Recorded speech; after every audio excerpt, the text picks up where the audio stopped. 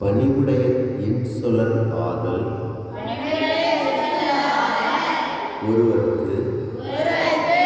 அணி அல்ல மற்ற பிற தம்மை விட தாழ்ந்தவரிடமும் பணிவு உடையவனாகவும் இனிய மொழி பேசுபவனாகவும் இருந்தால் அவனுக்கு அப்பணிவும் இன்சொல்லுமே மிகச்சிறந்த அணிகலன்கள் ஆகும்.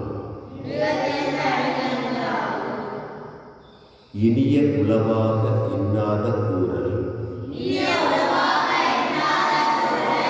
கனி இருப்ப காய் கவர்ந்தற்று நன்மை அளிக்கும் இனிய மொழி பேசாமல் தீமை அளிக்கும் தீய சொல் பேசுவது என்பது